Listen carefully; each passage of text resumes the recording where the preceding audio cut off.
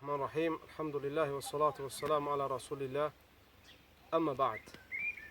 Allah Azze ve Celle Kur'an-ı Kerim'de buyurur: Ve in ta'uddu ni'metallahi la tuhsuha.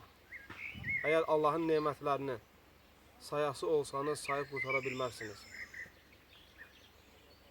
Allah Azze ve Celle'nin insana bahşettiği nimetler o kadardır ki, adice öz beden vücudunda insanın yerleştiği organları, gören gözü, eşidən qulağı, danışan dili, beden üzvündə olan bütün sağlam əzaları hamısı Allah Azze ve Celle'nin insana bəxş etdiyi nemətlərdəndir.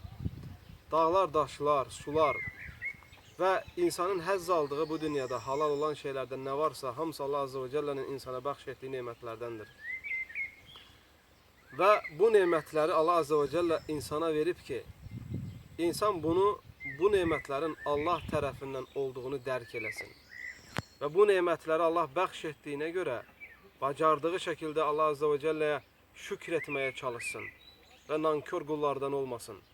Allah Azze ve Celle Kur'an-ı Kerim'de buyurur: Ya eyyuhel insanu ma garraka bi rabbikel kerim ellezî halakaka fesevvâke feadalek. Ey insan, səni kerim olan, nemətləriyle tükəndirən Rabbindən nədir azdıran? Hansı ki o səni yarattı, xəlq etdi və sənə boy buxun verdi, səni gözəl yarattı. Sələflərdən biri gözəl söz deyir bu mənada. Deyir ki, ey insan, sənin üçün yaradılanlar sən nə üçün yaradılmışsansa ondan yayındırmasın. Yəni bu nemətlər, Allah Azze ve Celle'nin bəxş etdiyi nemətlərin heç biri səni haqdan, Allah'ın yolundan yayındırmasın.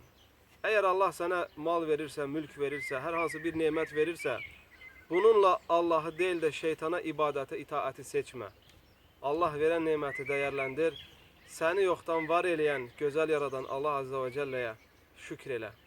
Allah Azze ve Celle'den dileyirəm ki bizleri şükreden bendelerinden etsin. Ve sallallahu aleyhi ve sellem ve barik ala nebine Muhammed.